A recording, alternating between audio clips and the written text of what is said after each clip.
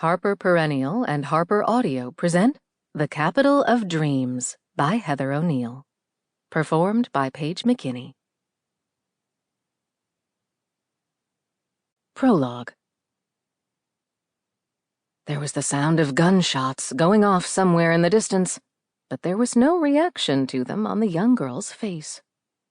She was sitting in the back of a flatbed truck between boxes of cabbage, facing the road. She looked no more than 12, but in truth she was 14 years old. Sophia was dressed in a threadbare black coat that looked as though it had seen more winters than the girl had been alive. It surely must have been passed on to her. Her hair was tied up on her head with a flowered red kerchief, a pattern that was popular with the peasants. The truck rumbled quickly down the country roads. It seemed to react to every stone it went over. The cabbages leapt out of their boxes and fell back in. The girl looked rather precariously perched, as though one large bump might launch her right off the back of the truck. But she sat up there stoically. She was holding a large goose in her arms. The goose remained still, only moving its neck occasionally to get a better look at where they might be going. The girl held on to the goose as though it was her only possession, as though it was the only object she owned, and there was a good chance it was.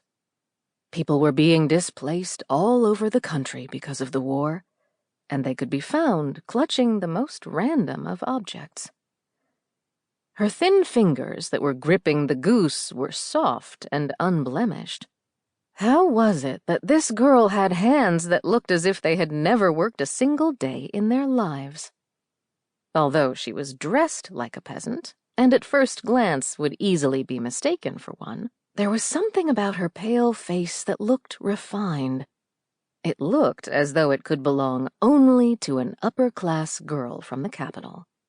She had gray eyes that were common in Alicia, and thin, dirty blonde hair that fell in stringy locks from her kerchief.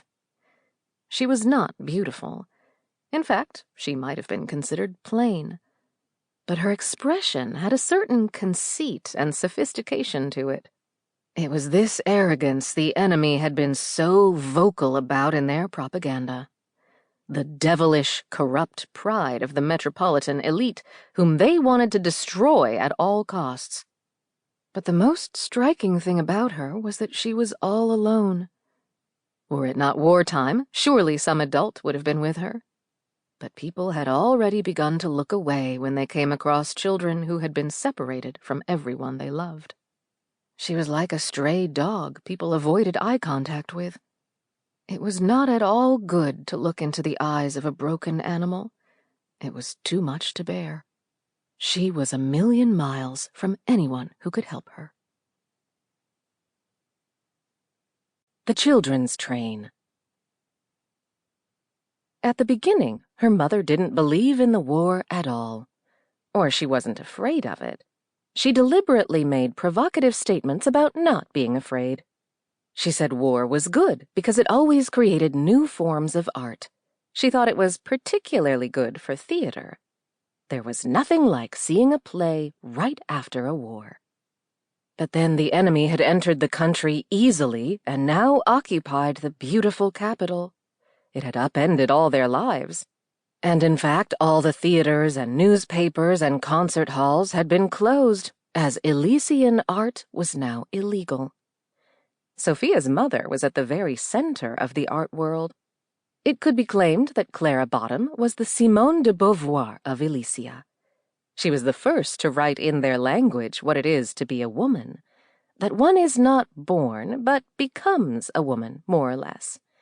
And thus, she was on the enemy's most wanted list. The enemy had come to reclaim the land they had lost in a treaty after the Great War. The capital had been spared the mass destruction the rest of the country had seen. Of course, the capital was considered sacrosanct by both sides. Now the citizens of the capital existed in an uneasy lull in the violence, waiting to see what would happen next, while slowly building an underground resistance. Clara Bottom inserted herself right into the heart of it. Whose idea was it that all the children should flee the capital? Sample complete. Ready to continue?